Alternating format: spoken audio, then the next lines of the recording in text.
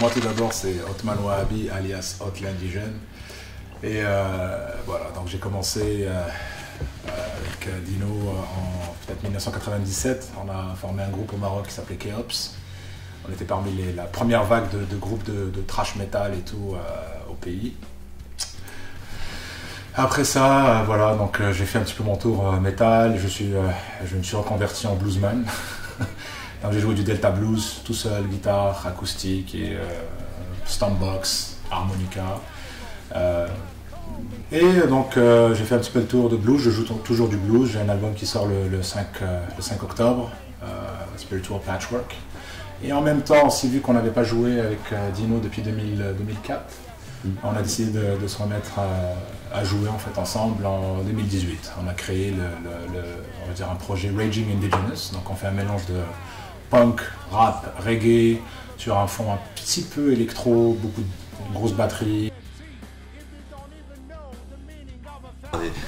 Moi je m'appelle Asdin, alias Dino. Ouais, on a commencé ensemble, comme il a dit, à Keops. Après Biocalypse, Voodoo. Après son départ au Canada, après il y a eu plusieurs side projects avant que je passe à Vicious Vision, Hausa, Afro Ninjas. Et puis c'est tout. Là, je me suis installé en France il y a 1 an et quelques poussières. Et je me suis mis avec un groupe, Krav Boka, là actuellement. Pour faire rapidement un petit tour d'histoire du rock au Maroc. Il faut savoir qu'aussi qu'au Maroc, c'était la mecque des hippies dans les années 60-70. Donc on avait des musiciens qui venaient là, Jimi Hendrix notamment, on avait beaucoup d'hippies, donc il y avait de la musique qui tournait au Maroc. À un moment, on avait beaucoup de ces jeunes Marocains qui avaient quitté le pays, donc ils ont été remplacés par l'exode rural, on va dire, vers les grandes villes comme Casablanca et Rabat.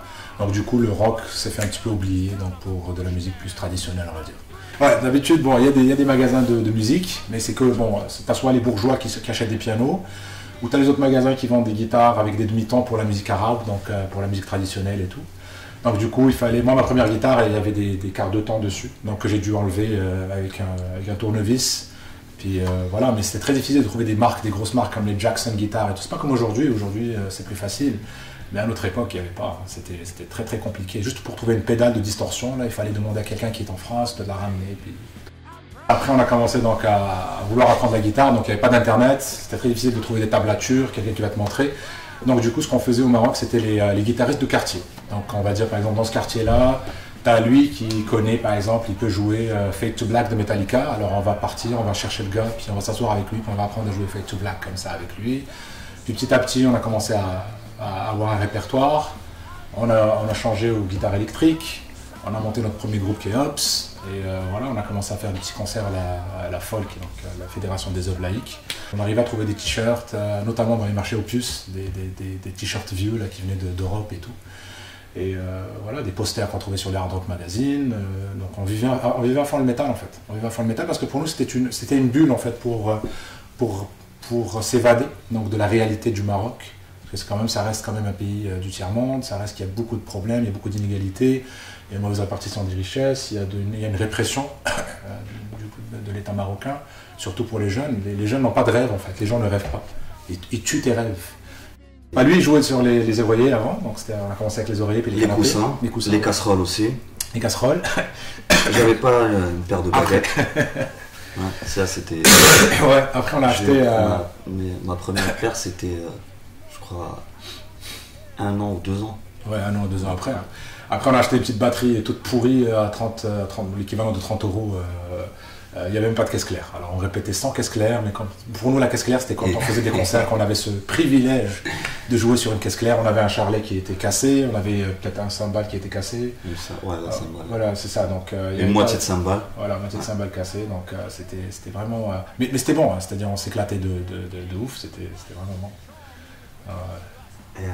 Et quand on répétait, on prenait la batterie.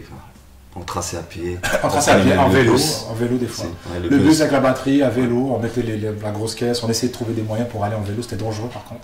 Mais on est arrivé, on était les trois musiciens, on était un groupe un trio, on avait nos vélos. Puis, voilà. Le Go Fast. Le Go Fast, c'était nos Go Fast en fait. Ouais, à l'époque, les cassettes, c'était tu avais par exemple un disqueur qui se procurait un CD ou un vinyle.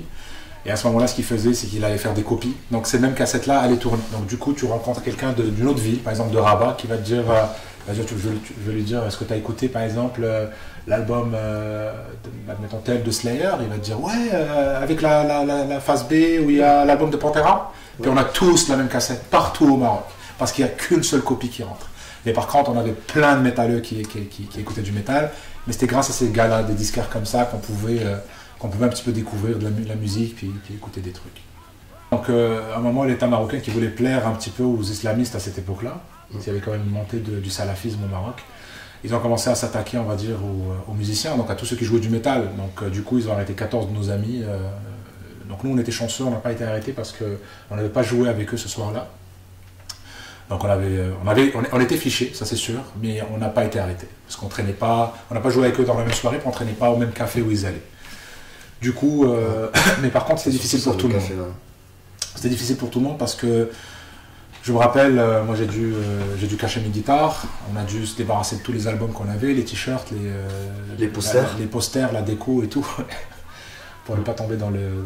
En cas de réquisition. Ouais. Voilà, donc si jamais une perquisition chez nous, quoi que ce soit, ils ne trouvent pas des trucs comme ça, incriminants on va dire. Alors qu'on faisait rien, on n'a jamais été dans des rituels sataniques ou quoi que ce soit, on a joué de la musique. Alors du coup, voilà, donc on avait fait des sittings, les médias internationaux commençaient à s'intéresser à l'affaire, et à ce moment-là, donc le gouvernement était obligé de revoir un petit peu la décision, puis ils ont rejugé les jeunes, mais ils avaient quoi quand même déjà 2 mois ou un truc comme ça, un mois de prison, de prison ferme quand même. Et voilà, donc après, une fois qu'ils les ont libérés, je pense quelques semaines après, il y a eu les attentats de Casablanca en 2003. Alors les attentats, ça a changé beaucoup de choses. Donc ça a changé beaucoup de choses. C'était quand même bénéfique pour la scène de musique en général, en fait, mais surtout la scène métal. Donc là, le boulevard a commencé à prendre de l'ampleur. Il y avait les premiers groupes internationaux qui venaient. C'était comment Non, avant Créator, en fait, il y avait le groupe portugais, Gods, quelque chose. Moonspell. Non, c'était bien après. C'était bien après. Okay. Alors c'est ça. Donc ils ont commencé à avoir donc, le Créator, Sepultura et tout. Donc puis c'est de là que c'est parti.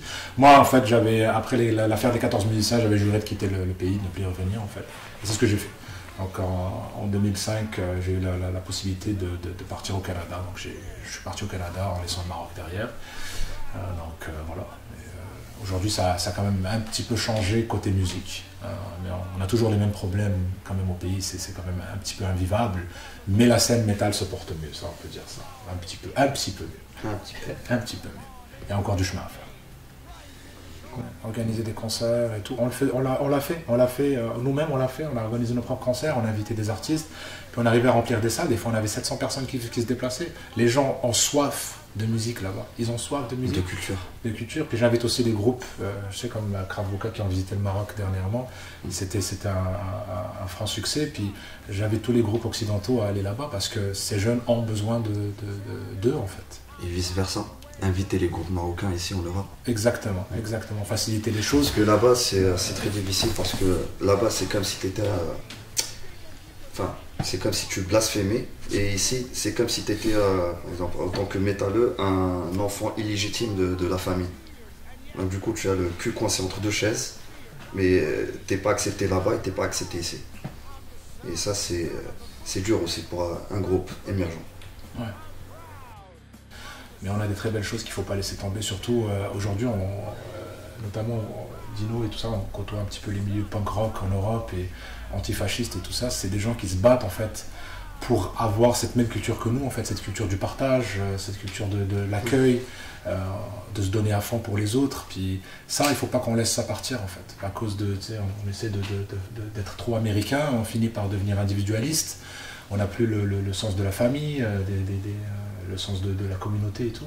Alors je dis de ne pas lâcher ça parce que c'est très très important de garder ça. Puis c'est la force en fait du Marocain et de l'Algérien et du Maghrébin en général, de l'Africain aussi. Voilà, cet amour de l'autre et tout, il faut qu'on le garde, il ne faut pas qu'on devienne... parce que si on se sépare et on se divise, on tombe dans le panneau en fait, c'est ce que l'État veut en fait, donc, diviser pour mieux régner. Et voilà, donc nous on vous parle d'ici, on est quand même, on a eu la chance de visiter beaucoup de pays et on peut dire que beaucoup de jeunes aimeraient voir ça dans leur pays aussi en Occident, parce que c'est pas tout rose aussi, c'est très difficile aussi de percer ici, ou de vivre ici aussi.